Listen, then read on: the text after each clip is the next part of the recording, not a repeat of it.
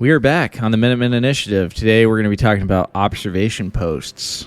There's a lot of information to go over here. We're just going to be kind of breaking it down, some things to consider. It's just going to be me and Jacob today on the podcast, and we hope you enjoy the episode.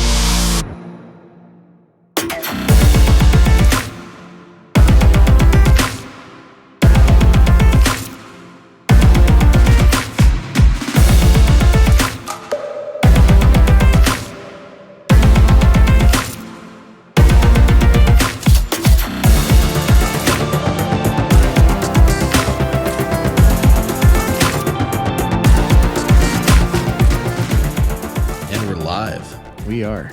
Actually, we're not. Yeah, we're not live action at all. We definitely record in advance and then post it. But we basically do it live because we don't really edit anything. No. We just talk. Occasionally. Sometimes I have to go to the bathroom or something. I was going to say, it's occasionally a I'm pee like, dude, break. I got to piss. And he's like, wow. And then I'll have to stop it. He'll like all of a sudden just look over really frantically. Yeah, my legs are shaking. I'm like, you're like, and then you like do this big pause, and then you're like, turn it off. sorry, dude. But he's like, then I'll go down there and do my thing, and then come back up, and he has to pick it up. Edit it in. But you'd never find it. Nope. If you find a transition where. Well, don't jinx us like that. No, dude. If you find one, if you can, previous to this episode, can't be after. It's got to be previous, one of the old ones. If you can find a spot that we transitioned at, then we'll send you a free gift of some kind. But because you're not going to find it, you won't. But if you email us, like, yeah, I think this was the transition, then, yeah. You're going to get someone that's like got like a really good ear for it. Just like, that's it. Yeah, someone's gonna like put it into a like an editing 22 minutes. Someone will like put it into an editing software and like find where the artifact like cuts or something, you know. Yeah. No. You still won't find it. Somehow. I don't know. But yeah, no, we've been a little bit MIA, a little bit late coming out on this episode, but it's okay. No, we've been super busy working on a lot of really cool stuff, and also just playing catch up. There's been waiting on a lot of stuff to come in to build orders, and a bunch of stuff came in, so we kind of had to start knocking orders out. And there's also been other things we're working on. We're working on some training programs, some shooting standards and stuff like that for our own instructors. Also some prototype kind of stuff that is in the works in different categories. So, yeah, it's been a really busy time, and we basically said, man, as much as we hate to do it, because we've been really consistent, doing a weekly podcast, we basically said we're going to have to dial it back a little bit. Yeah. So it's kind of the one area that we can kind of work with time. Everything else is,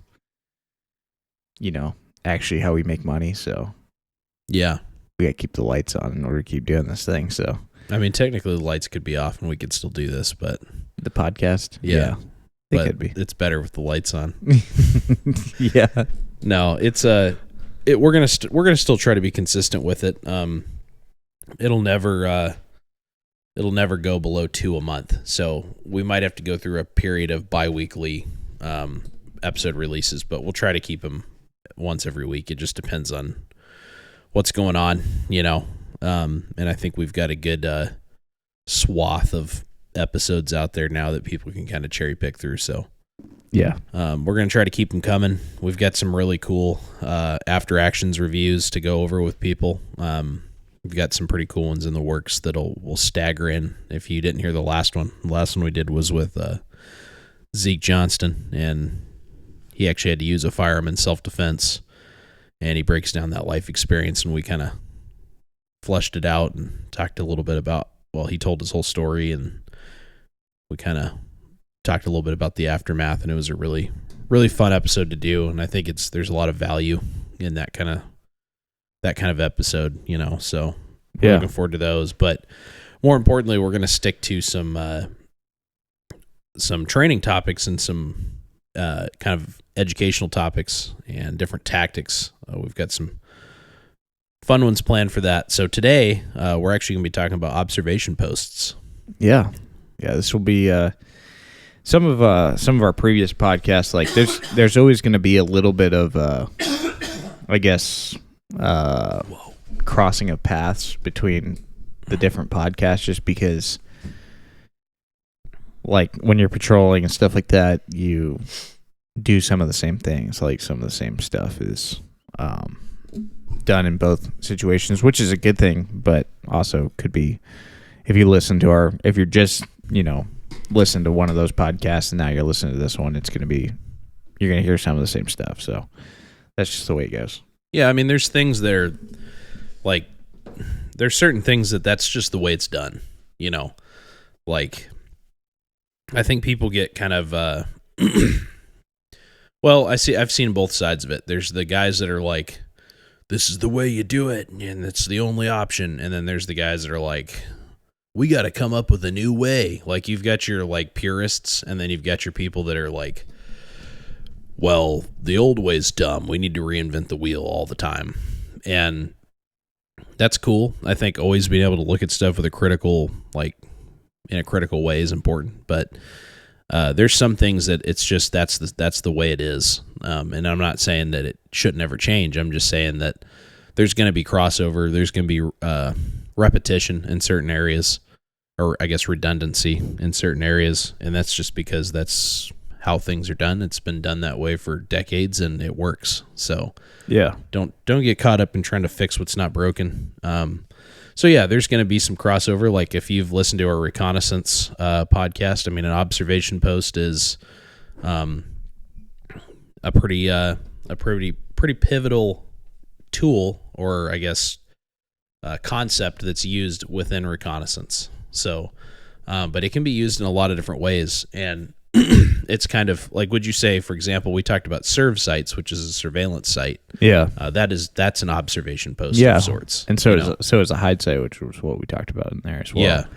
Yeah, they're all observation posts. It's just different levels of observation posts. Like there's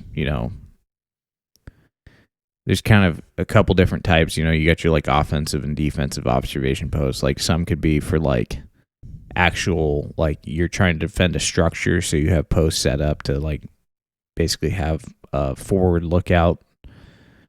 Even like in Afghanistan, like you and Register were talking in you guys' podcast when we had him on, Andrew, being in a like a guard tower is technically an observation post as well. So there's different types, but we're kind of going over like, I guess, building one in the field as opposed to like having it on like an actual fortified base or something you're trying to protect. I mean, that's important too. Obviously, it's going to have kind of the same steps, except it's going to have less planning to go into it, I would think. Yeah, I mean, I think observation posts are, to me, an observation post is generally more of a camouflaged position. It's not something that's known to the enemy. It's something that's hard to find. Even if it's hasty, you might have a hasty observation post where you're using hasty, meaning quickly set up. Yeah. So you're using environments that already exist. So you might be hiding in like really thick vegetation, wearing like ghillie or just good camouflage. Or you could be in a structure, if you're urban, using existing structures and being set back in a room, where you have a good vantage point on avenues of approach or whatever it is. That to me is kind of where the observation the observation post kind of lives, is in that kind of realm. The other ones I would say are like, just a basic defensive position, like a static defensive position. It's a known position. Well, but yeah, it can be known, but it also could not be. Like if you have that separated from, like kind of what I was saying earlier, like an early warning sign, where you have it on like one of your routes. You have multiple of them set up on different routes, you can be like an early warning sign to you, like your main group, your main hub, I guess. So, you're just basically in a camouflage position, but you're in a defensive kind of situation in that regard, where you're like, hey, you got people heading your direction or whatever, and you're able to tell them, they got this many weapons, this many people, this many vehicles. Yeah. They should be there in this amount of time. So, yeah, and that kind of goes, deeply into I guess more specifically into the types that you listed, which are offensive, defensive, and reconnaissance. So, in the reconnaissance podcasts, we talked a lot about the reconnaissance type of observation posts, whether it be a serve or a hide site. And then, defensive, you were kind of just getting into. It can be an early warning position where you're on like a known enemy route. Yeah. Or you're on a main traveled route, and then you identify enemies moving up this route. And so you call back and warn, your element that, hey, they're coming. We see them. It's not really it's not something that should be viewed as a gun position. It's definitely more passive, but it's information gathering. Yeah. And then offensive could be, it's a observation post in an offensive manner. So you're observing an enemy that you're going to try to attack. And then in that situation, your observation post could quickly become an overwatch position where you actually, work in support by fire or, precision, marksman engagements or whatever, Yeah. That's a way we used observation posts pretty heavily overseas, was in a more offensive manner. So, keeping an eye on the target area that you're moving into and then offering that support by fire as needed. But there's a bunch of ways you can do it. I think realistically, it's important to understand it. It's important to practice it. I think too many people get hung up on like direct action. I mean, that's something that we've talked a lot about in this podcast, but we see it a lot. You see guys that are putting on their Go Fast kit and they're like fast helmets and they're practicing CQB tactics and vehicle CQB and all this stuff like that. And that's, again, we've said this before, that's important. I think if you have a group of guys or if you're like working with people, that's stuff that you need to work on. It's all tools for the toolbox. Yeah, and it's part of our daily life, like we're going in and out of buildings, we're going in and out of cars, so that stuff is important to train on. But depending on the area you live in, especially like for us, we're in Alaska. Majority of Alaska is just woods and outdoors. Like having an understanding of, fieldcraft skills is so important here. Like you have to have it. If we ever got to the point where we were in a kind of like a fallout situation where, everyone talks about, be prepared for. If you're in a rural area that's, woods and that's scattered buildings. Yeah, scattered buildings. You got to know how to move through the woods and you got to know how to do it tactically where you're not just going to get killed or ambushed or, Yeah. But furthering on that, if you're in a city, and some of our audience absolutely is, understanding that just going door to door all day long, kicking doors in and clearing rooms all the time is a pretty quick way to die. Yeah, because you're just increasing your likelihood of getting killed. Plus, you're kind of easy to track in that situation because if you think people aren't watching, like, how you conduct business in those situations, you're, like, just being naive, I think, because they're eventually going to kind of figure out, like, your the way you operate. So you got to almost have, like, change it up throughout. Because you're not going to have logistics. You're not going to have a bunch of support. I mean, you'll have logistics to some degree. What I mean is you're not going to have multi-million-dollar support behind you. No. You're not going to have support by fire. You're not going to have, artillery support. You're not going to have aviation assets.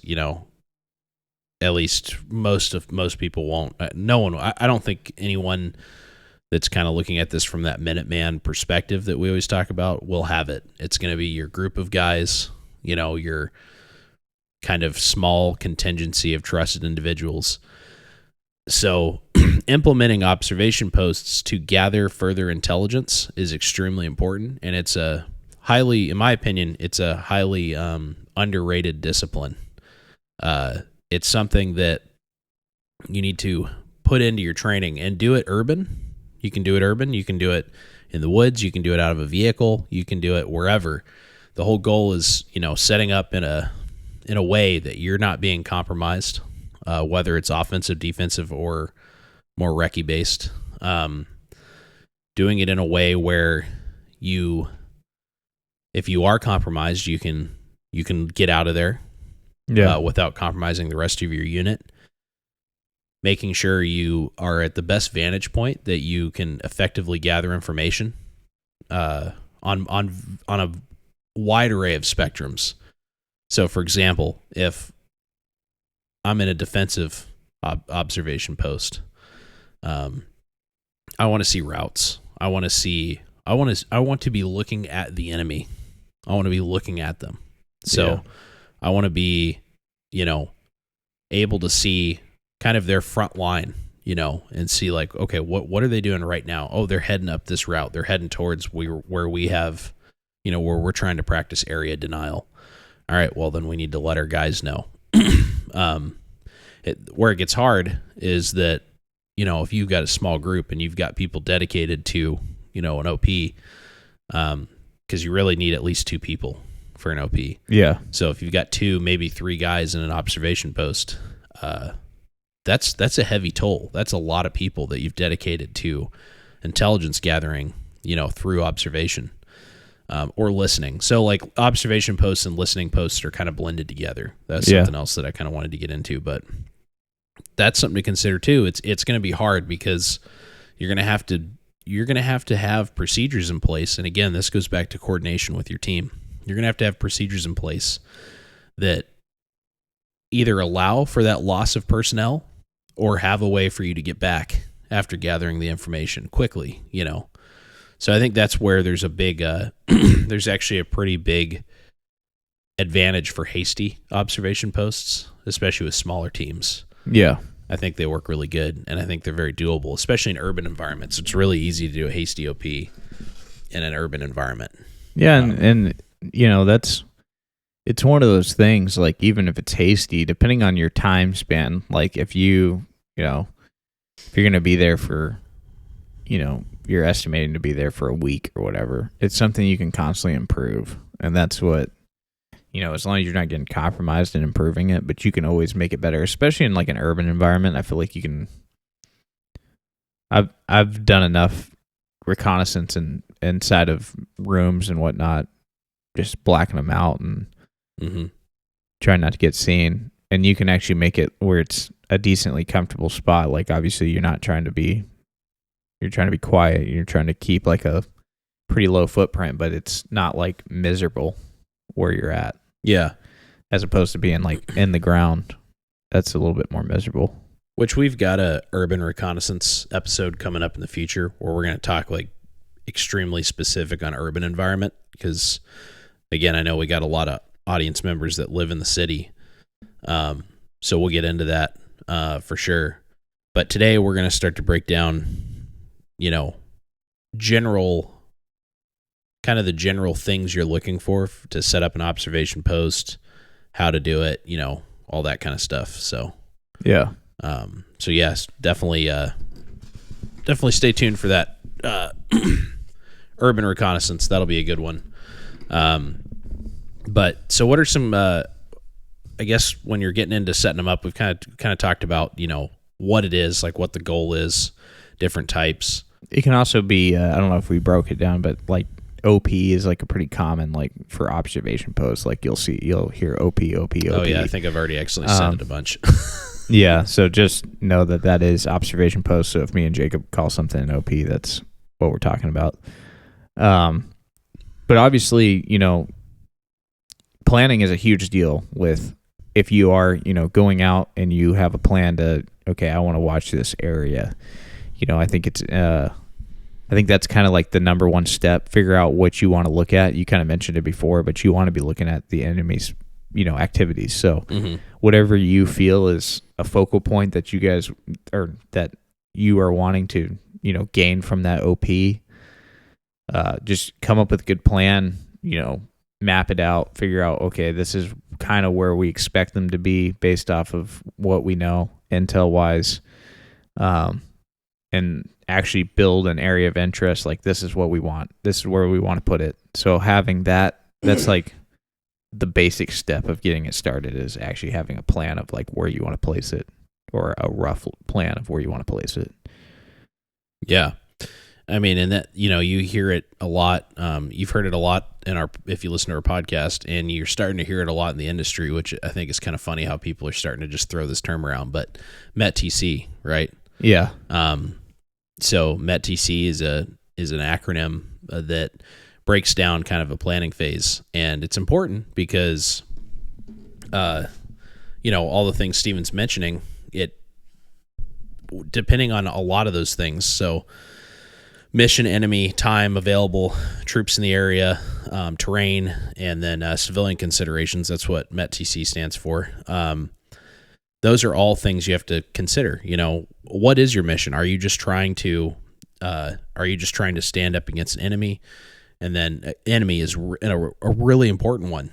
This is like where people can kind of what if this thing to death. But you don't know what your enemy is going to be. Is it going to be a situation like what we see in Ukraine, where it's like Russia and their full-fledged invasion? Is it going to be more of you're kind of standing up for what you believe in and defending, your freedoms? It's a kind of a weird, kind of a not in. Is it more tyrannical where it's you're probably not. Oh, like you're probably not out in the open fighting. It's not it's not gunfighting. It's more passive. It's more plain clothes. Yeah. Or is it straight up civil war? Ideologies colliding and leading into violence? Is it, economic collapse where you have people running around looting, for lack of a better term, raping and pillaging? I mean, that's literally what it becomes. You don't know what it is. So your enemy can be, there's many variables. And those two very first letters in that acronym, mission and enemy, tells you so much about how you need to prepare. And then you start getting into, how much time you have, what does the terrain look like, how many people do you have, that's what the troops means, and then, civilian considerations. So basically, who's in the area that's neutral or that isn't your enemy and it's not you. That's pretty much what that means. Yeah. What are they doing? Are they with your cause or are they against your cause?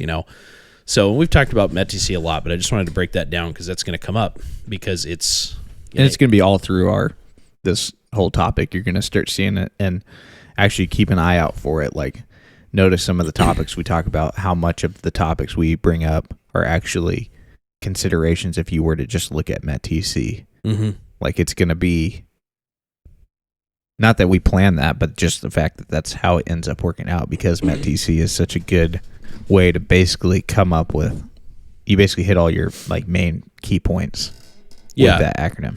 And it's not, some people get confused with it and they're like, okay, like METTC, consider it in your planning. No, METTC is a continuous check. Yeah. It's a continuous thing. Your mission could change. Your time available could change.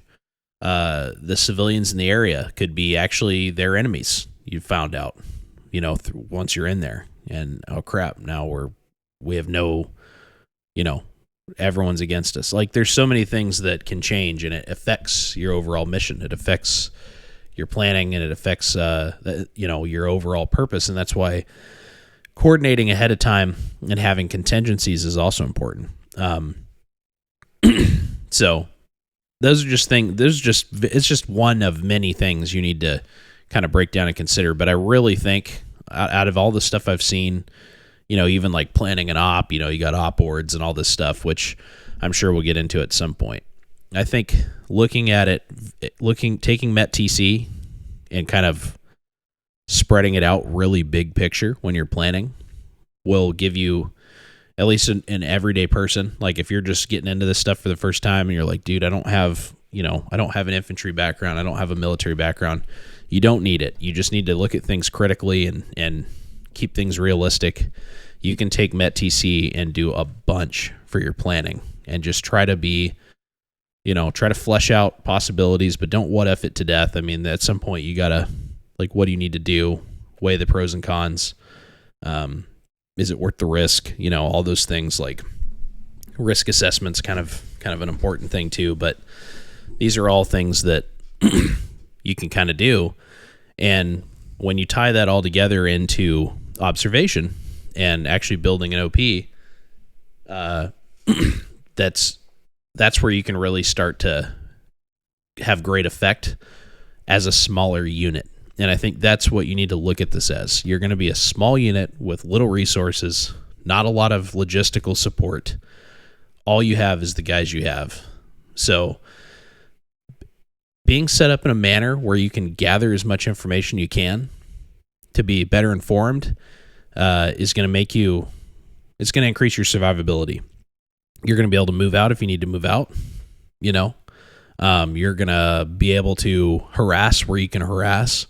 There's things that you can figure out and kind of go through. It's going to help you figure out who your allies are. There's a lot of benefits to this. So anyways, planning METTC rant over. Yeah, well, and it'll probably continue because, I mean, maybe not like to that degree like where we're talking about, but it will be throughout this whole thing. More from like a defensive standpoint for considerations is if you're in a defensive OP, it's kind of like what we say in the medical field, medical help isn't happening until 911's called, so you gotta make sure to actually communicate. So whatever your method of communication, if you're not giving your early warning signs of, like, if an enemy is heading into like an area that you guys value as you're trying to defend, you got to communicate somehow. Because if you're not making that communication, then your defensive OP is kind of pointless at that point. So I think that's important too. So if you are in a defensive OP, you've been set up, you're already there, make sure that you communicate with whoever you're supposed to communicate with at that point. So that way information's actually getting passed. Yep. Another good thing to think about, and I think a lot of people don't think about it, is from us, the prepared civilian standpoint, we're not the only ones that are looking at how to do reconnaissance and things like that. Like, whatever enemy you're going to be facing is probably going to have some sort of reconnaissance or for sure, drones or things like that. So satellite, yeah, depending on who they are. They may have defensive OPs set up and positionings that you're trying to go watch, and they're being able to be early warning signs for you.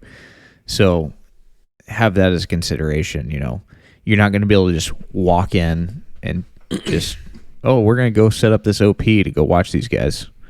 Like, they're more than likely have measures of some sort of defense, probably better than you will have, because more than likely you're fighting someone that's got more assets than you have. Yeah, so quick rant on that. It's something I'm seeing a lot in the kind of in this whole community and in this realm, I guess. And that is people underestimating their enemy as a whole. Again, we're preparing for, realistically, what we're preparing for is something substantial. If you're doing this stuff, if you're taking it seriously, you're looking at the way the world's going. You prepare for the worst, and even if it's all your enemy ends up being in your METTC breakdown is just someone who's just a warlord, just raping and pillaging with his group of people, like and that's a local gang or something. Yeah, and that's all you got to be worried about. Sweet, you're even more prepared to deal with someone like that. But don't ever underestimate them still, because you still don't know. Yeah, you need to assume that you can be seen and you can be heard and you're being observed. You need to assume that's all happening because it more than likely is, especially, technological advances like night vision and thermal instruments. That's all stuff that if you don't have, you're going to be at a vast disadvantage. And even if you do have it, you're still going to be at a disadvantage because you're small. You're basing everything off of more guerrilla tactics. So that's where, you're going to have to understand that you have to operate within your capabilities. If you're against a giant force and you have no legitimate way to get in and, observe what's going on, then that's something you got to consider. Look again over at what's happening in Ukraine. They're trying to use drones. They can't get close to the enemy.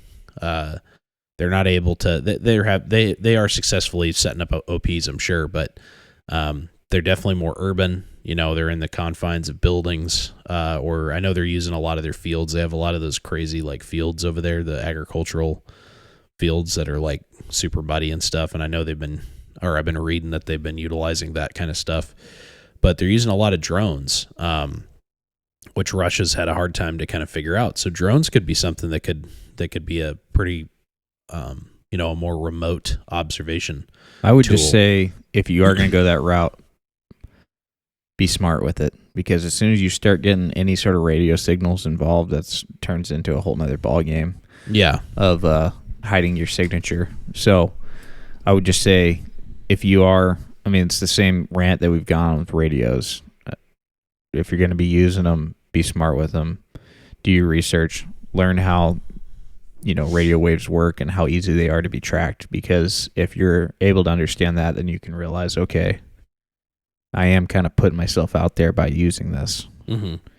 So I think that's it's a valuable asset or a valuable tool. I would just say do your research and understand how everything works before you just go in and start rocking and rolling and making it a plan, like something you need to rely on, because you should be able to cut stuff off depending on what, MET-TC. But yeah, I don't want to just make it a MET-TC podcast, but it's going to turn into one here before we know it. Another big thing is just time in general. I'm about to go on a time rant here. Like, have times like laid out that you need to have people in position. When you're doing your briefing, have like actual scheduled times of infill and exfil. The more planned out it is, the more effective it's going to be, because people run better on schedules and everything goes smoother. Like if you don't have any time schedule set, then it's just like, depending on who you have like leading the element or whatever, could just be on their own, like doing their own thing. But they shouldn't be, but I'm just saying, like, make sure that you have time stamps laid out, and then not only that, but that you have enough time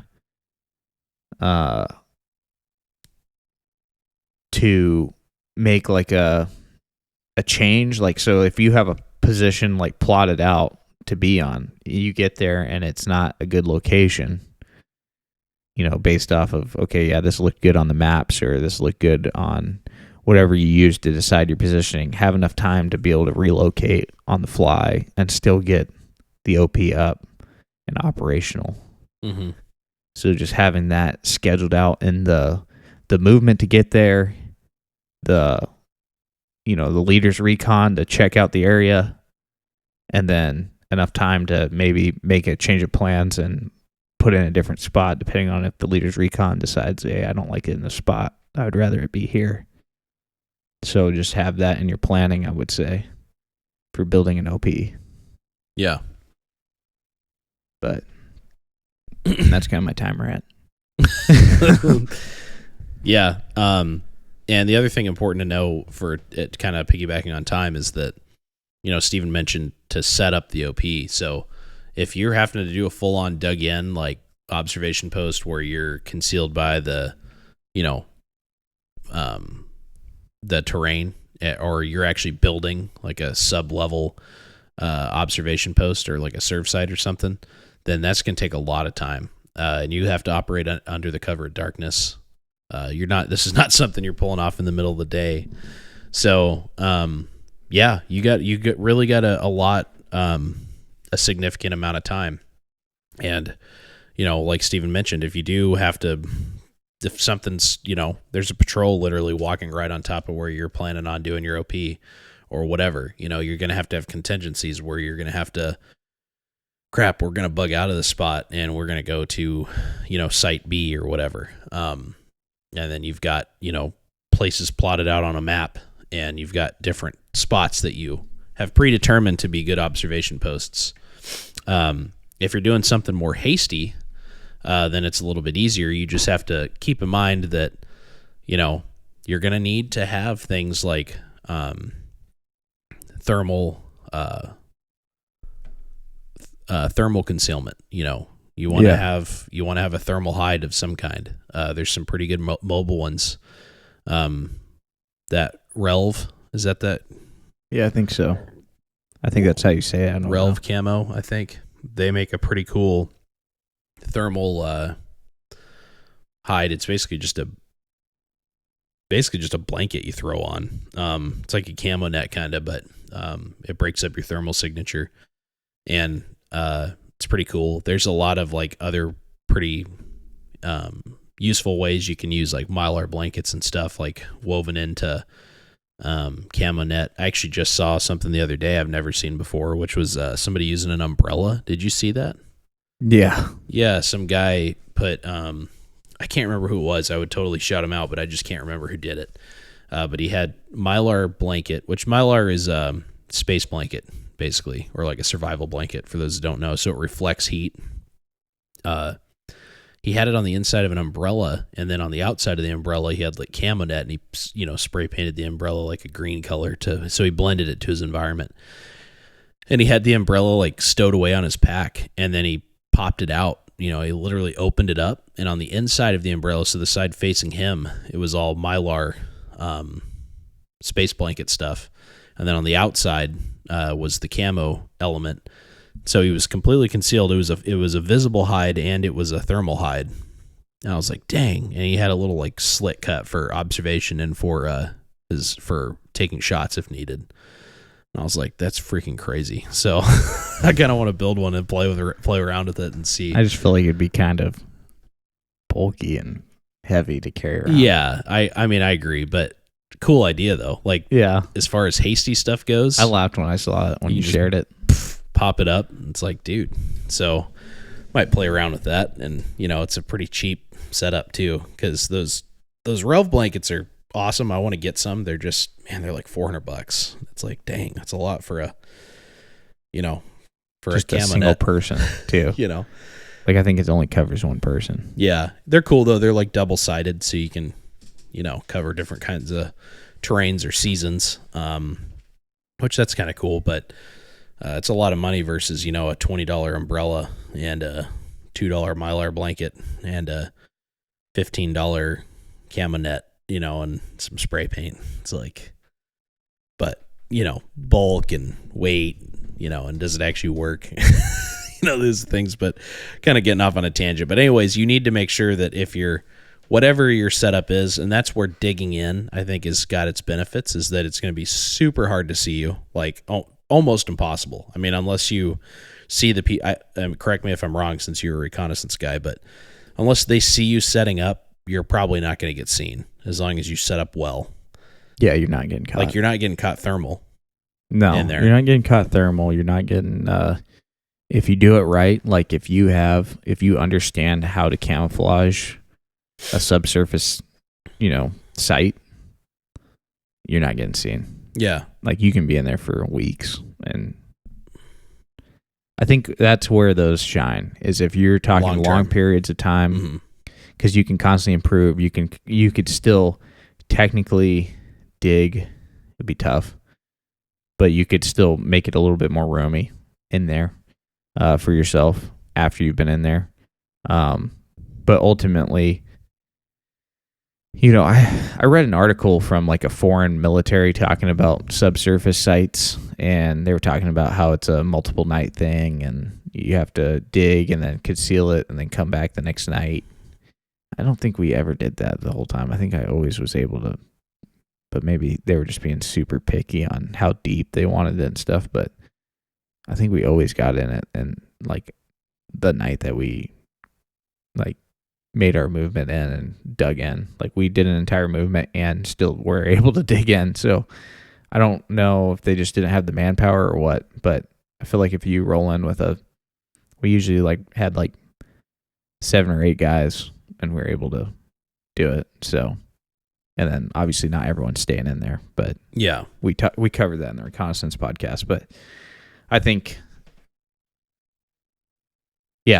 those sites, if you're going long term, that's the best route you can do. Like you can sit in there pretty comfortably. You can eat, you can drink, you can get your comms, you can still observe, you can do everything you need to do, and it's not nearly as difficult to do it without being seen. Where if you're on a surface, you're on just the level floor, you're not able to move around nearly as much. You got to stay very still. Your discipline's got to be way, way higher. And if you're doing that for multiple days on end, I feel like you're just asking to fail.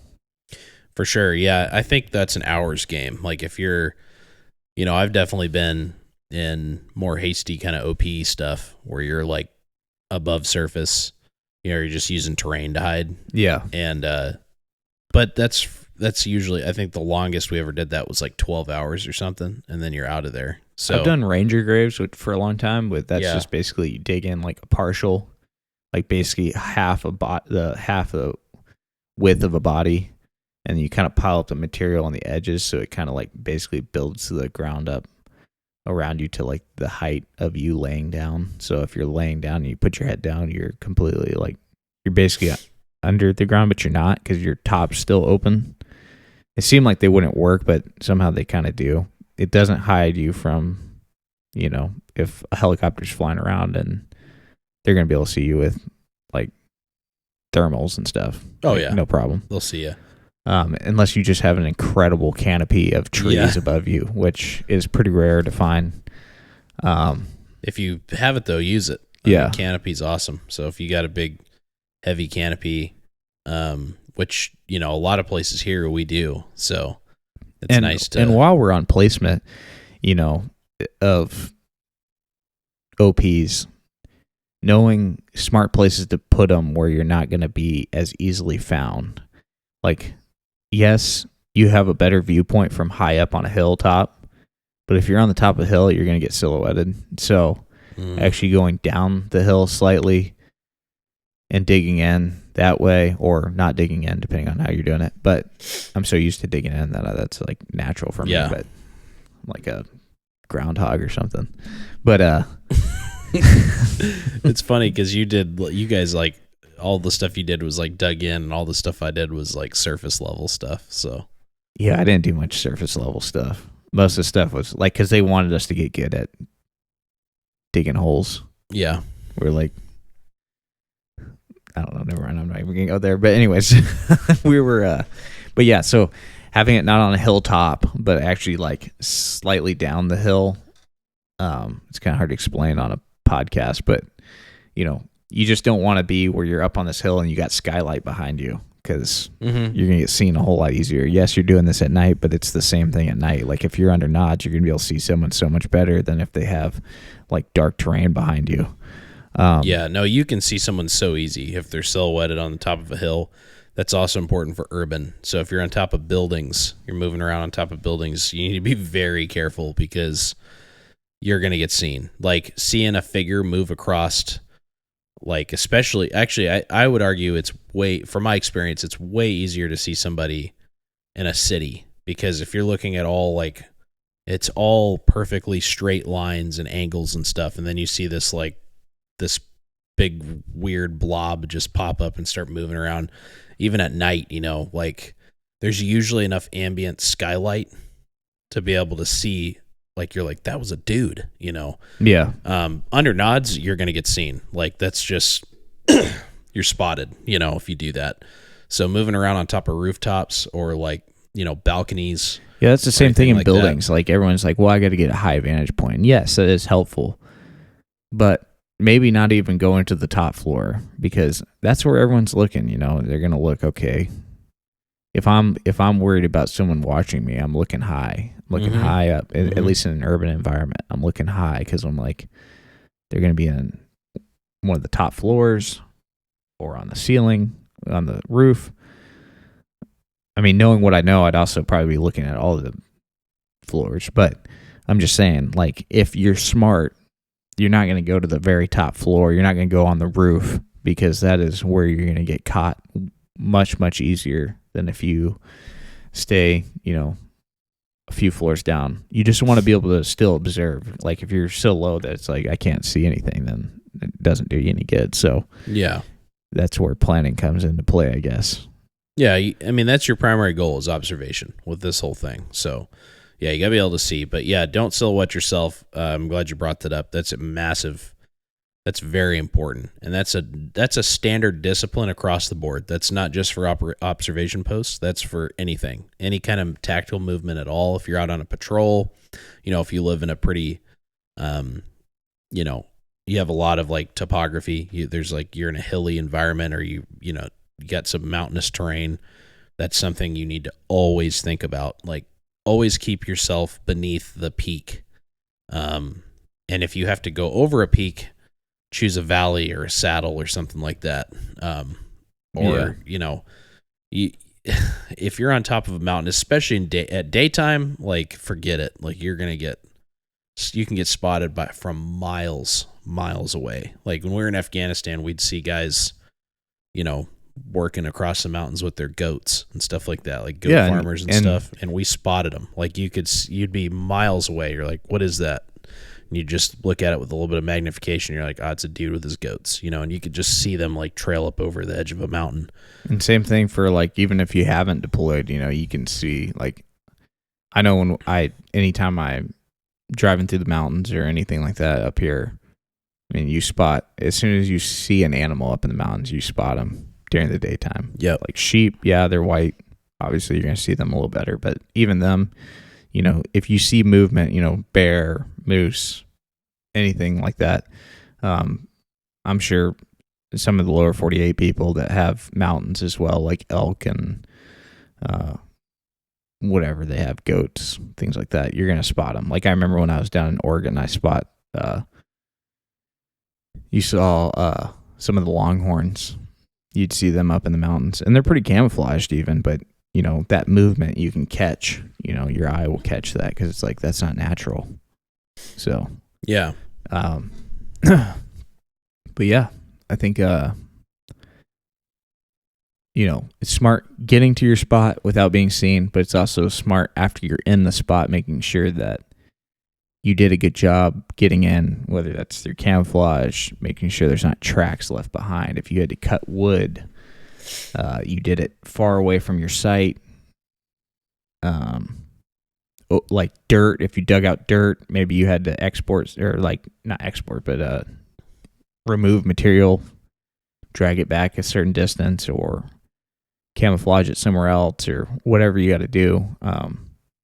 Let's say a little trick that we always did when we did have to cut trees is just take dirt and rub it on the top of the cut spot of the tree, and it makes the cut look like it's way older than, it doesn't have that like fresh wood look. It's not all bright. Yeah. Too. Yeah. Yeah. You just take a little dirt and rub it on the stump, and it'll make it look like it was a while ago.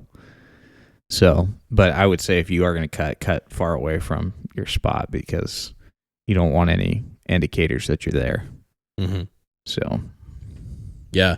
And if you are going to be on the surface, kind of going back into that, I just wanted to point out that don't think it doesn't work, because I've definitely been like super close to people and they had no idea I was there.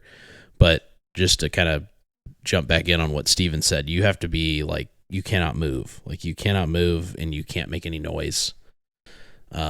But I've been so close to people and they're just talking and they have no idea you're there. They're just like, and you're too. just like sitting there just looking at them, and with trash camo on too, man.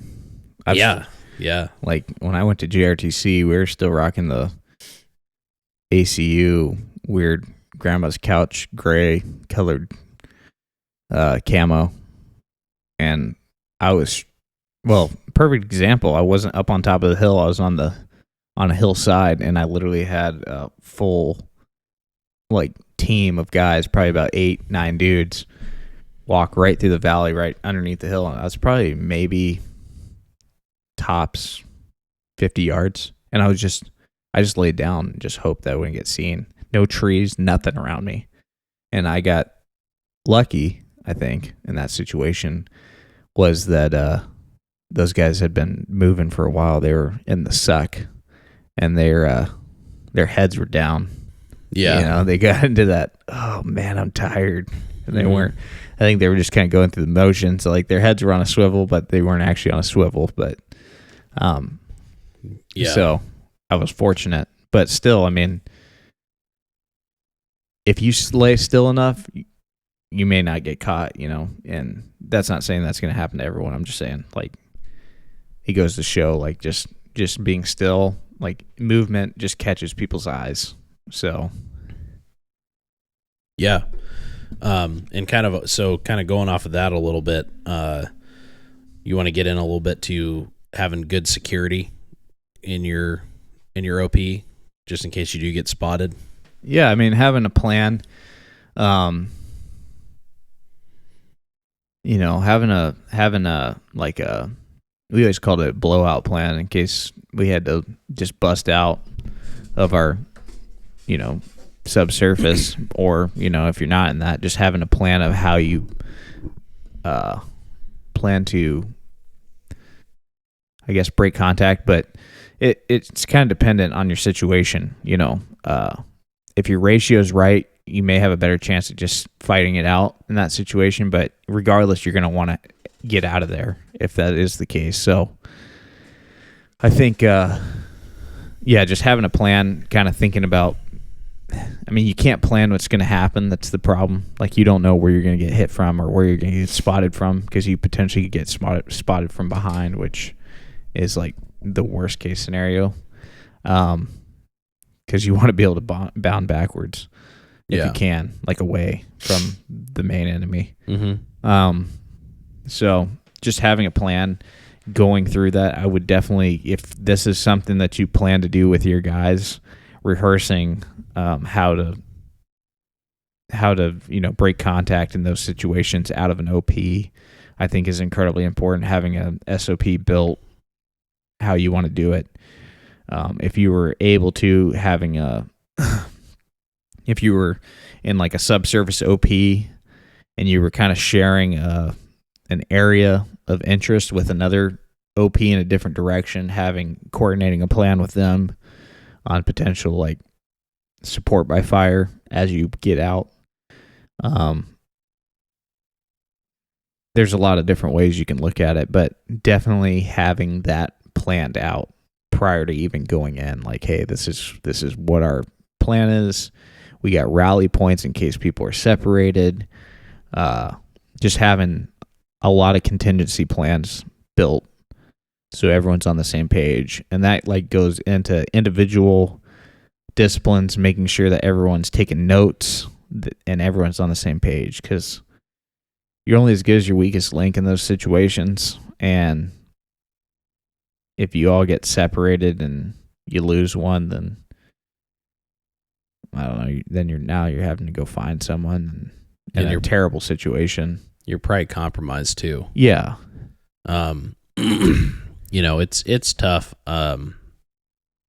That's a whole other topic, but yeah, I was like, man, I don't know where you want me to go with this. Yeah, that's Jacob just springing that on me out of nowhere. Yeah, I mean, if you lose a guy or he gets captured, you have to assume that they know everything about you.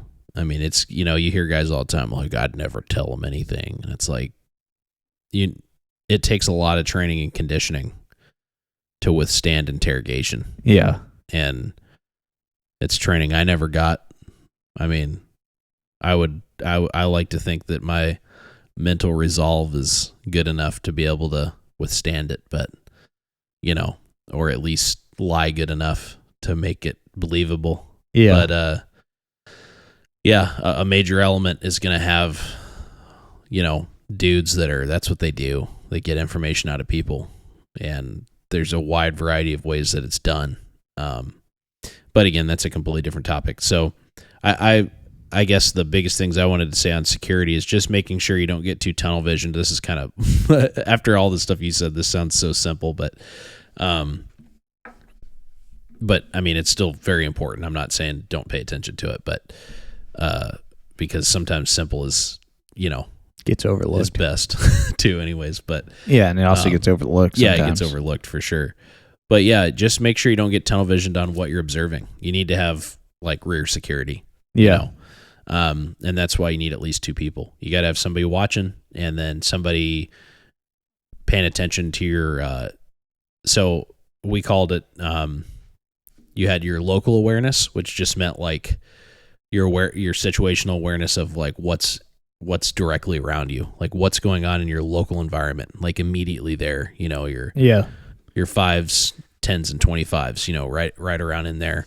And then you have your AO awareness. So like your target awareness, sorry, which was paying attention to the target.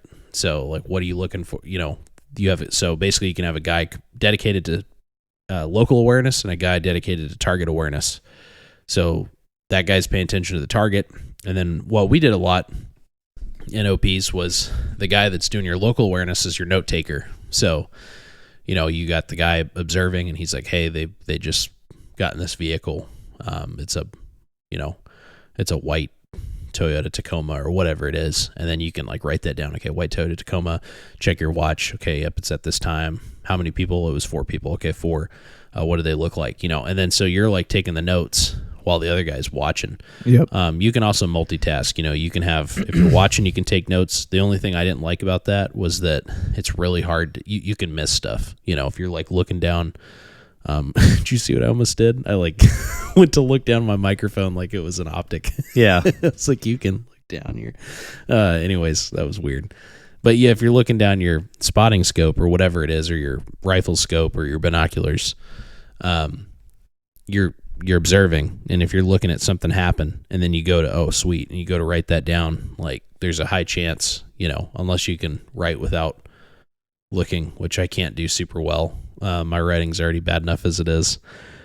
But if you're watching something and then you look down to write, you could miss something critical. So it's better. I like the setup where you have a note taker and you just literally are saying everything you're seeing.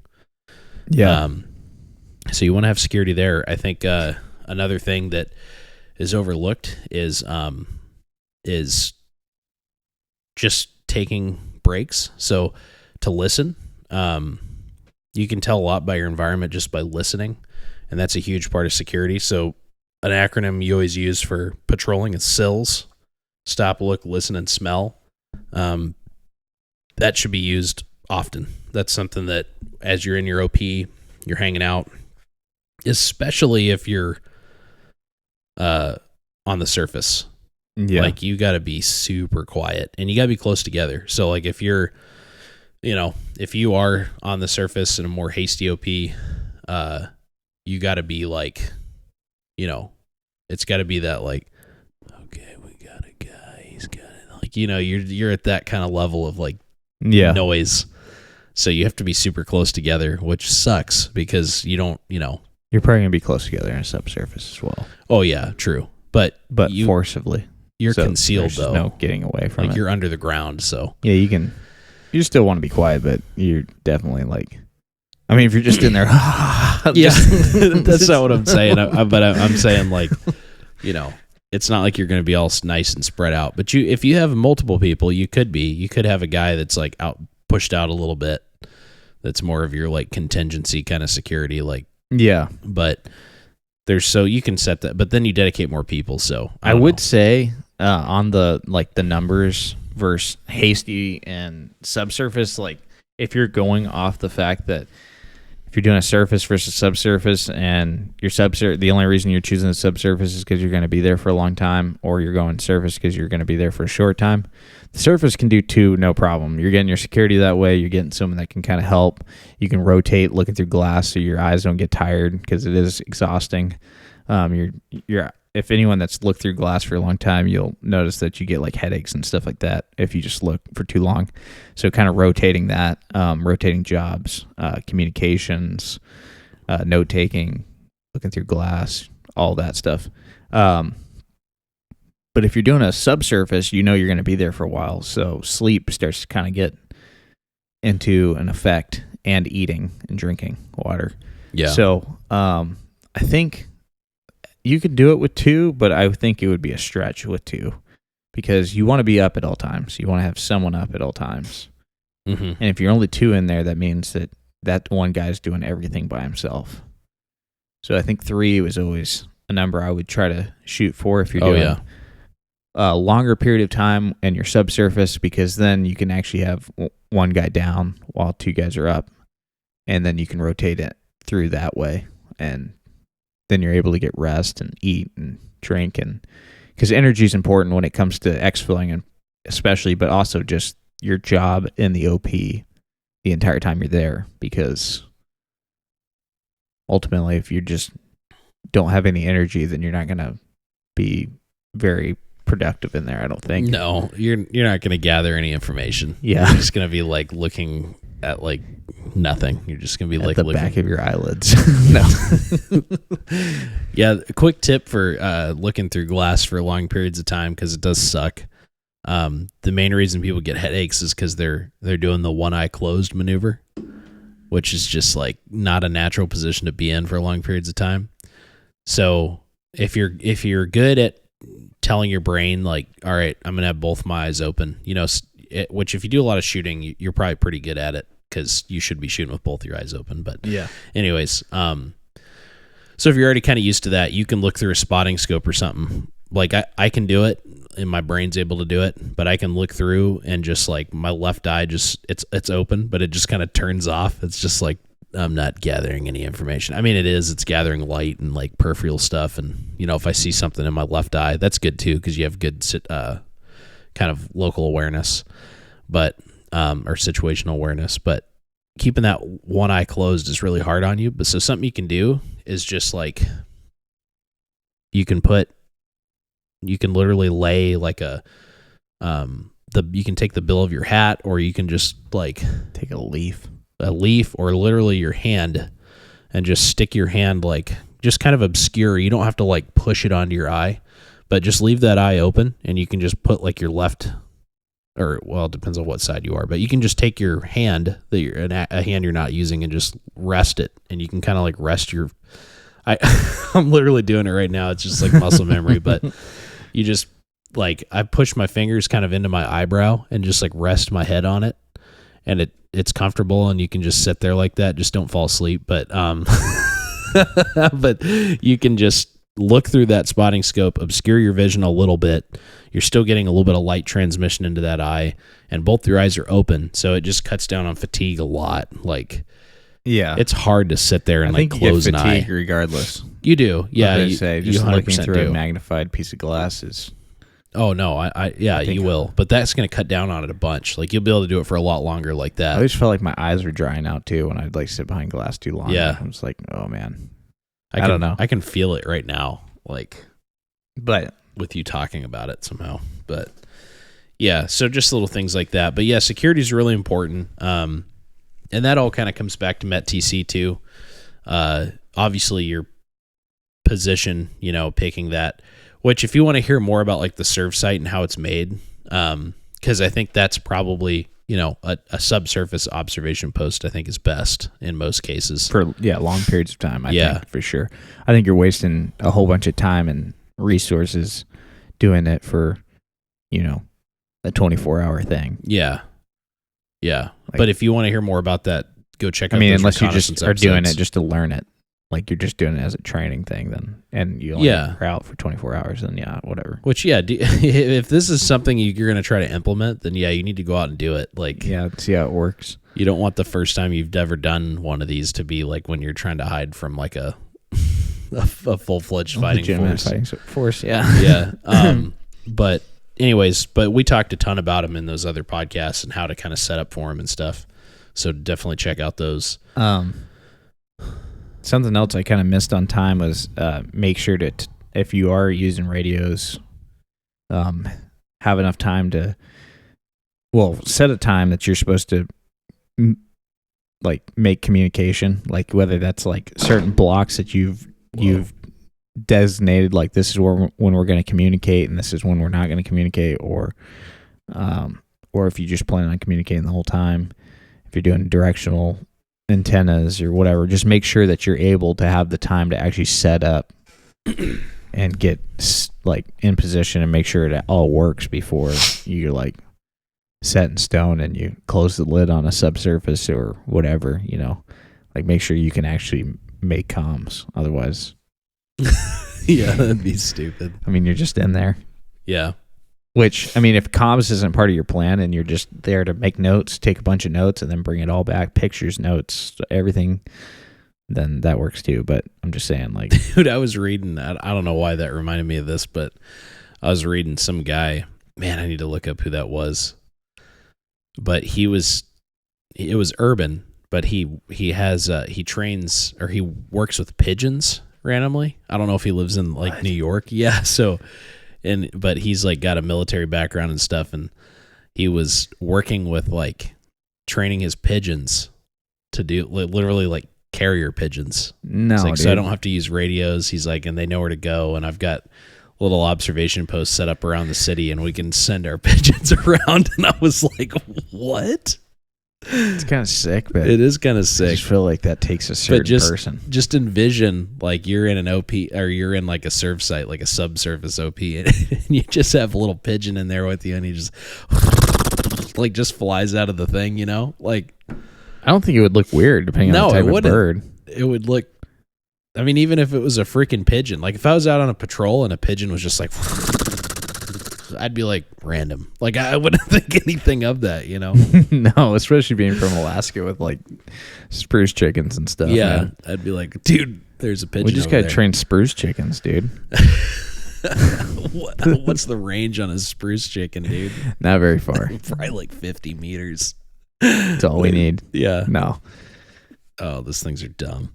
Anyways, I don't know why that reminded me of that. I was just thinking of radio and like they are camouflage though. The ultimate sonic camouflage. We don't have to get radio contact. Who cares if this directional antenna is not working? I'm going to release my pigeon.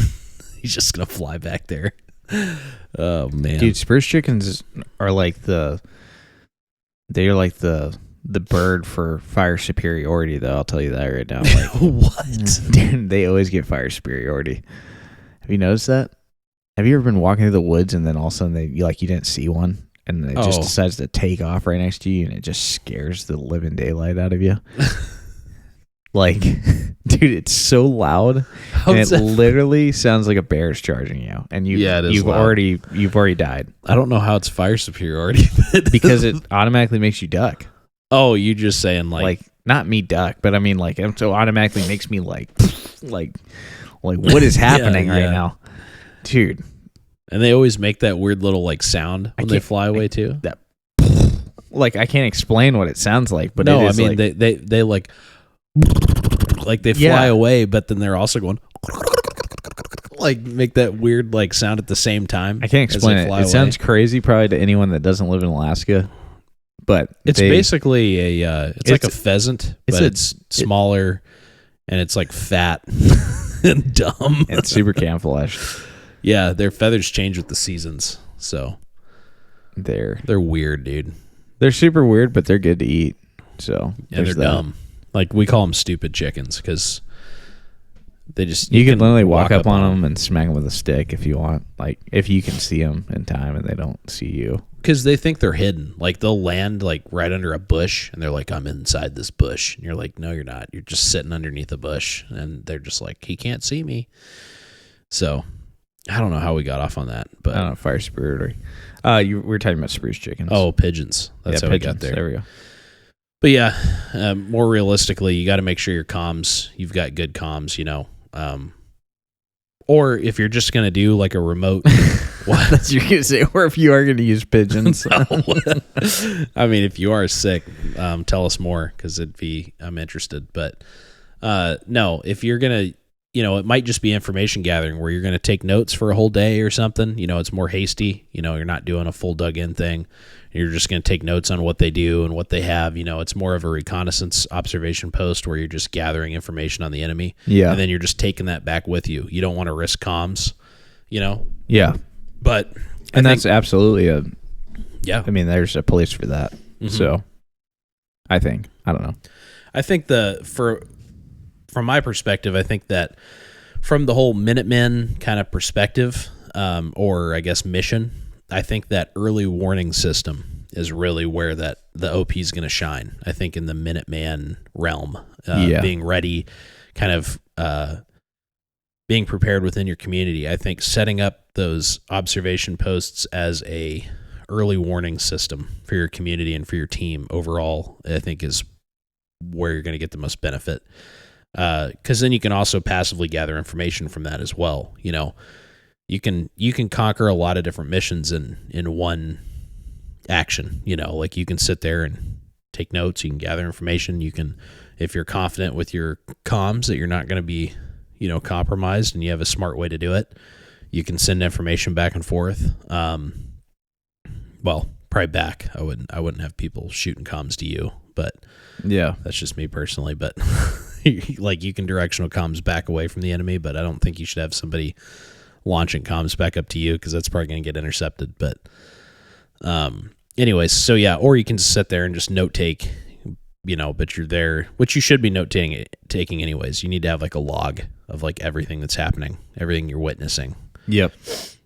But I agree. Really quick. Sorry. I know you're trying to move on to the next thing, but range cards. I think range cards. I was actually going to go there too. Oh, sweet. I was like, that didn't get brought up. So a part of your note taking and logging and stuff like that, you should use range cards. So a range card is actually, and they make like, you can make your own. You basically can just draw a little like concentric grid out on a piece of paper and number each ring, 1 through Yardage. 10 or whatever, and those are going to dictate your yards. And all you're doing is you're making or a quick, if you're running mills. Yeah, true. All you're doing is you're making a quick sketch of like what you're looking at, so what you're observing. And it's really cool because you can, if you have like a rangefinder or you're pretty solid with your range estimation, which I encourage you to get a rangefinder. I think they're super important, but also try to practice range estimation. Yeah. There's environments where lasing something for distance might not be smart. It could get picked up. Yeah. There is instrumentation that can pick up a like lasing device. So something to consider. But in most instances, a laser rangefinder is going to work really good for you. And they make them pretty cheap now. You can get some pretty good ones, pretty accurate ones for pretty cheap. So lasing for distance, and then you basically sketch out what you're looking at roughly. It just needs to be rough. It just needs to be for you and the people in your OP to understand it. If they understand what they're looking at, then that's all it needs to be. If you want to draw like a little box and label if you got one guy car, that's really good at it, just have him do it. Yeah. For everyone. Yep. And then just make sure everyone looks at it so they have an understanding. Okay, yeah, this is the feature that you drew here to like show this is at this distance or whatever. And you can look up range cards to see examples of kind of what those look like. There's some guys who just do some pretty crazy, awesome ones, but then there's pretty simple ones like what I normally draw. It's like super basic. But yeah, I'm pretty sure the Army one is from FM 7-8. So, and it's called a standard range card. So yeah, if you want to look those up, you can even print them off and make your own and just laminate them, and then you can write on them with like white, not white out, white. What are those called? Those markers? Dry erase markers. Man, whiteboard markers. That's where my brain was going. Chalk. No, I'm just kidding. Yeah. Just the I keep the a chalkboard loudest, in my chest rig. So sick. A miniature chalkboard. just having to erase it all the time. Oh man. Scratching my finger. Sir, I swear I hear a chalkboard up in the hill line, or the hill line, the wood line. I'm all over the place right now. Anyways, so range cards are really good. You can have things numbered in them, like points of interest. So if you have for example, if you have like a intersection, that would be something that's identifiable from anyone. You can mark that as like, number 1 or whatever, and then you put how far away that is from you, and then that way when you have your notes, you can reference that range card in your notes. You can say like area 1, which if you look at the range card, which your range card should kind of stay with your notes. It's like, oh, that's an intersection. We had 4 vehicles moving south, or whatever. Yeah. So it gives you way more information. And then if you reference both of them together, it gives you a ton. But more importantly is it tells you, it's a quick reference on how far away things are. So if you are dealing with someone actively, you don't have to get your laser rangefinder out and risk like lasing that, that target area. You've already got a reference. So you can pull it up, if you, for some reason you have to engage, which again, we're not trying to engage out of here, but no. If you did have to, how far they are, so you know what to hold at, and different things like that. But more importantly, it's for just information, so how far away they are and all that stuff. So range cards are super valuable tools to use, and I kind of swear by them. Like, we used them all the time. We used them any OP I was ever in. We did range cards. So I think they're just such a good tool to double up with a log. But yeah, I agree. So yeah, I think it's super important. Yeah, that's pretty much. I mean, as far as like log taking, like that's. Yeah. I mean, it's kind of basic. There's more stuff you can do, but Write in the Rain actually makes their own versions of it on the cool Write in the Rain material. Paper. Yeah, so that's sick. That is pretty sick. And you can keep it for whatever. I don't know what you'd keep it for, but at least it can get wet, and it doesn't matter. Yeah. But I mean, if you have it laminated, it can get wet too. So there's that. Yeah, but you're I guess you can still write on that with a pen. Who cares? But I was gonna say your dry erase is just gonna bleed off of there if it starts raining. That's where those Write in the Rains are sick, because you can use the Write in the Rain pen. If you use permanent marker. Or yeah, permanent marker too. But permanent marker gets all weird and bleeds too, doesn't it? It kind of gets blue and like smears. But I don't know. Actually, I've never done that. I would like to try that out. We'll have to test it. I know you can remove permanent marker from there by using a dry erase marker and drawing over top of the permanent marker, and it'll take it off. Really? Yeah. Oh. That's why I like people who are dumb and they write permanent marker on whiteboards. It's like, oh, yeah, you can remove that. Just take a dry erase, draw on that, and it'll erase off. Like perfectly? Yeah. It'll take it off. I did not know that. I mean, that could be one of those weird things that I just made up on the fly, but I'm pretty sure it actually works. I think I've done it, so. Yeah, no, it sounds right. It sounds right. It sounds super permanent. Oh, man. All right, what else do you want to get into on this? I mean, some other considerations as far as security as well. Since we're kind of on that topic, we're talking about camouflage and like making sure we're not seen while we're there. If you did bring vehicles in to a certain point of the, I guess, the movement, knowing how to camouflage them, having the gear to camouflage them, good locations to place them, things like that. Yeah. Where that's not going to compromise your position. Yeah, it could be miles out from where you're at, but if some strange vehicles are even close to the area, then it's kind of like, oh, yeah. What the? We got Especially people if here. they're like covered in camo net. Yeah. know? It's like if somebody stumbles upon that, they're going to be like, all right, what's going on? And they're going to start to blanket that area. So. Yeah. So having good procedures on that, I think that's a whole other podcast, because we've talked about doing vehicle reconnaissance. So that might be something we cover in that podcast, methods to do that and to do it well. Knowing what your enemy is capable of, as far as like what their weaponry is, If they're possibly placing IEDs, explosives, things like that, just having a decent knowledge on how to spot that as you move, mines, things like that. Obviously, I remember we did a bunch of classes on that because that was a big deal over in Afghanistan and Iraq. Like IEDs was like the number one killer for our guys over there. So understanding what they look like, red flags for them, things like that, how you can operate different ones, whether that's through cell phone or pressure pads or whatever. So there's tons of information on that. I'm pretty sure you can find that all over the internet. And then another thing to be considered, and it's a scary thought, is chemical warfare. Dang.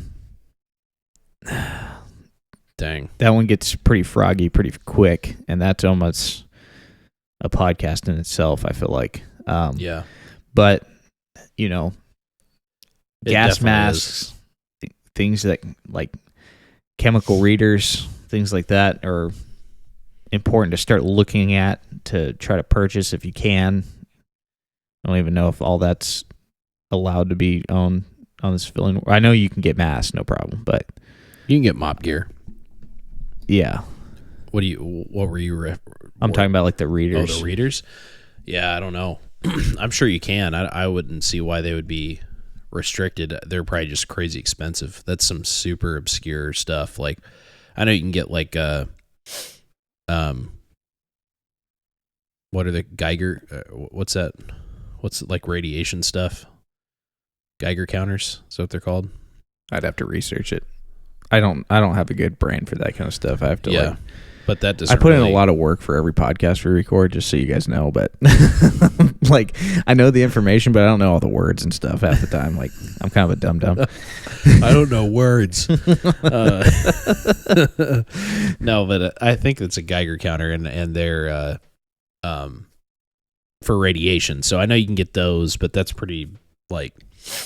If you're trying to like read for radiation, you're in some crazy action right now. Well, and that's the thing. That goes back to MET-TC. But, depending on your enemy, they don't give a crap about you. So if Russia's here, they don't give a crap. And they definitely have the means to do chemical warfare. So if they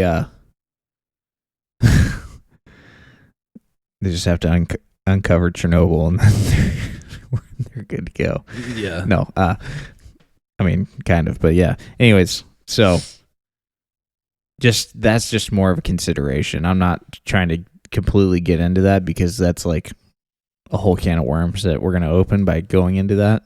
But again, that comes back to... I know when all the serious stuff started happening, my unit started training heavily for mop gear and all that, which was terrible. But,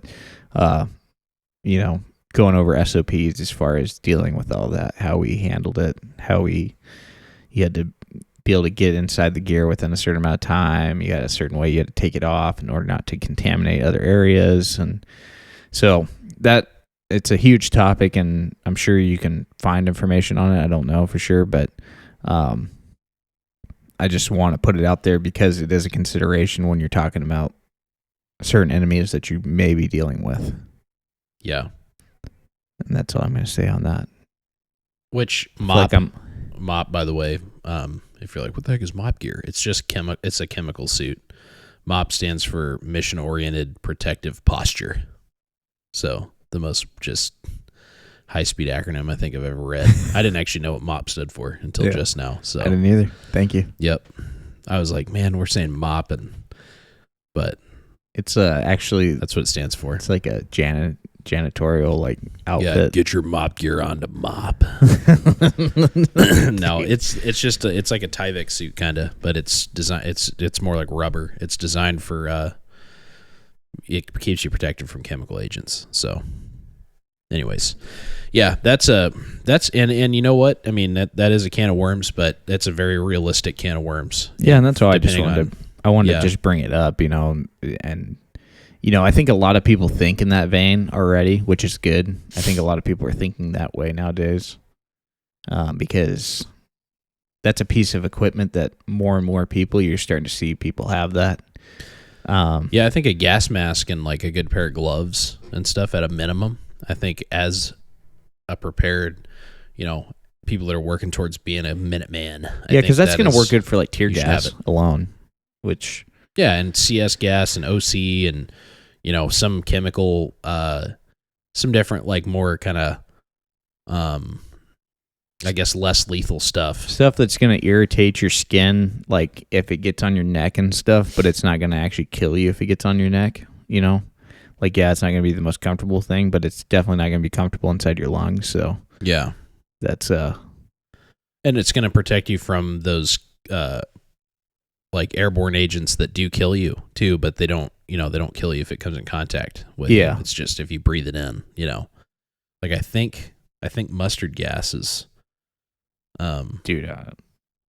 I'm pretty sure mustard gas it's gonna like tear you up, but it's not gonna kill you unless you breathe it in. I'm not sure. Maybe I shouldn't have even brought this up without being more educated in the area, but I would have to like research all that stuff pretty heavily before I knew exactly what gas did what. Yeah, I mean it gets wild, but because there's a lot out there. Yeah. Well, there are for sure ones that is if they come in contact with your skin, you're gonna die. Like yeah. So, and that's where you'd need like the full mop gear. But okay, the can Turns of worms. you into a raisin, dude. Gross. Kind of though. Those pictures, man, are pretty gnarly. Just turns you into Vecna from Stranger Things. Yeah. I don't know. What Steven doesn't know right. anything about it. He's never seen Stranger Things. I don't know why, but just not doing it. It's because I'm strange enough as I am. You could be stranger though. Oh no. All right. So where are we heading? What direction are we heading in? Into the upside down. I gotta hit my notes so that way I know what we haven't talked about.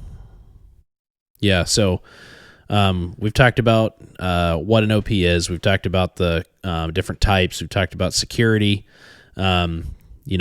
MET-TC and all the different elements of that, and kind of planning, keeping logs, note taking, all that. So yeah, rotational work, making sure we kind of brought that up, but yep, I don't know if that's like one of the points that's coming up, but we've hit it a bunch of times. But making sure that you have jobs assigned for everyone and that you're rotating in and out of them so people aren't getting burnt out. And then you're also giving time for people to get breaks depending on if it's, if that's allotted, I guess, depending on what you're doing. The percent of enemy or civilian activity in the area. So knowing, okay, is this a heavy enemy area or is this a more heavy civilian area? Is it a small percentage of enemies? That kind of goes back to pre-briefing. You should know that stuff prior to going in. It could be something that changes on the fly where you're like, oh man, there's a lot more enemy here than we thought, and just making sure that that's notated. Just making sure that you are getting accurate information as far as manpower, vehicles, all their capabilities. We've kind of hit a lot of this stuff, but just kind of reiterating that this stuff is the stuff that you want to be able to get while you're in there.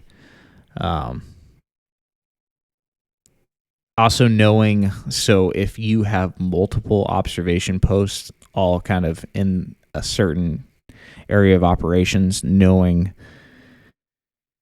how many are there and how many are established. So having an understanding of who all is out there that's your own and who isn't, obviously. Mm-hmm. So this all goes back to kind of briefing. I think that's why briefing for all this stuff is something that has to be well thought out and done by someone that's very,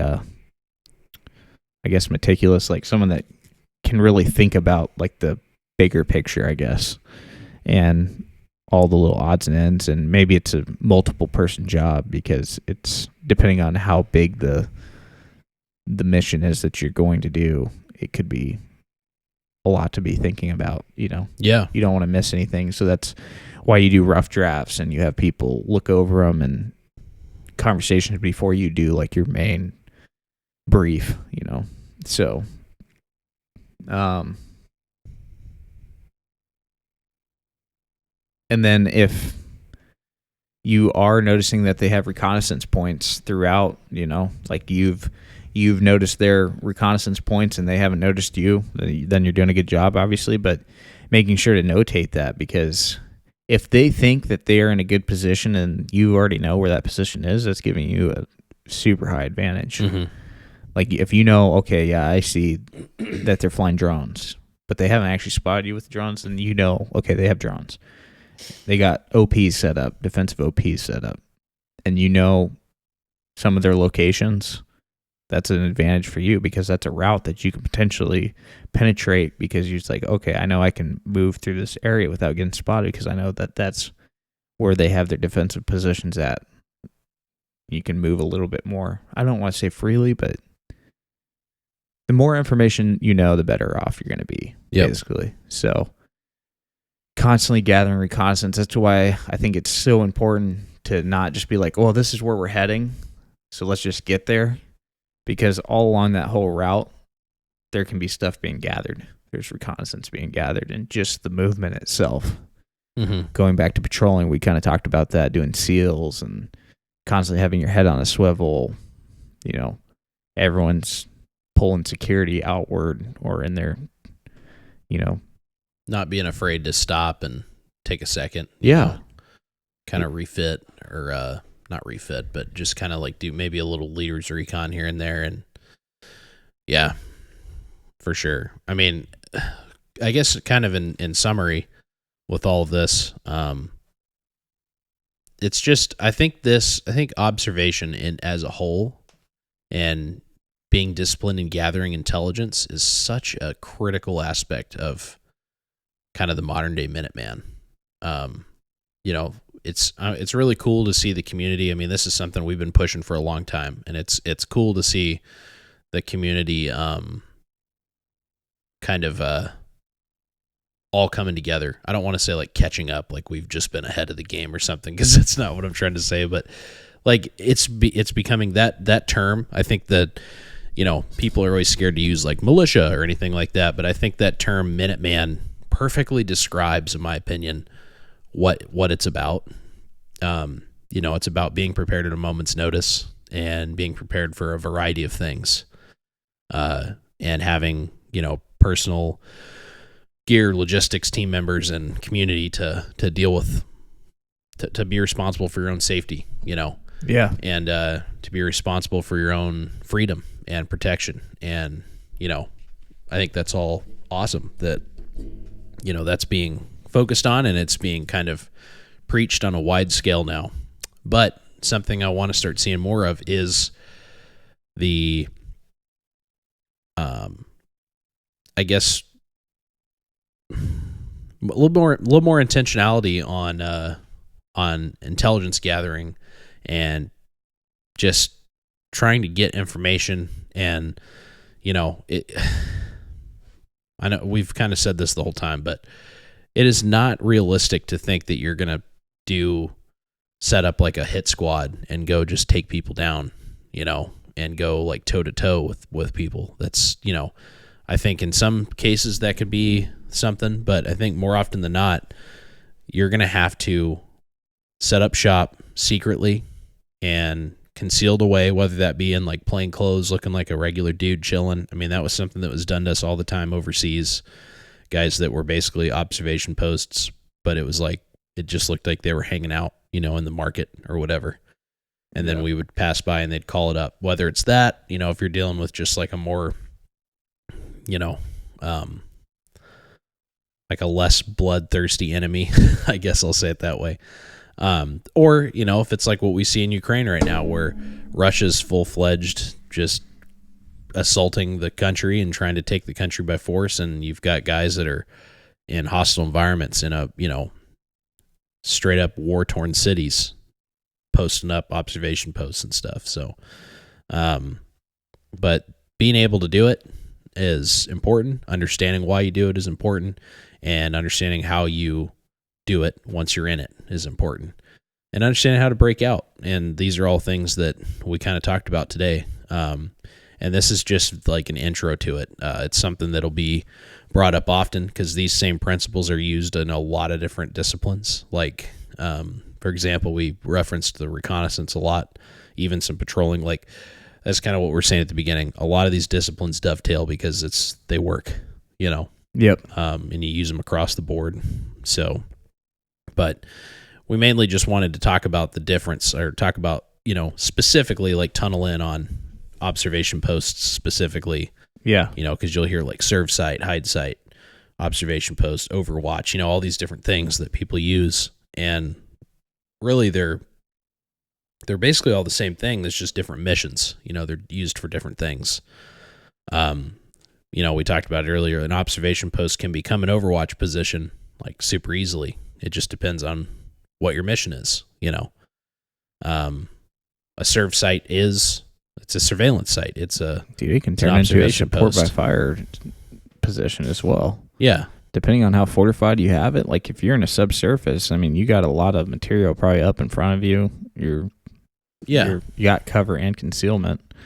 Depending on the types of weapons you have in there. If you do decide, okay, well, we're in a good position, we want to assault this objective, and you do have like a hit squad that you're going to send in, you got that. You can use that subsurface site as a whatever I'm trying to say. Support by fire. Yeah, support by fire element. Yeah. So, the stuff dovetails, but it's good that it dovetails because it gives you more options. I feel like it gives you more, I don't know. Capabilities. Yeah, you're able to audible in and out of things. So. Yeah, dude. Just football style. Yeah. It's audibling the play. Peyton Manning. Just the chief. Or the sheriff, The chief. Oh, dude. That's his new nickname. I'll let him know. For everyone that's his new nickname. Yeah. He'll be thrilled.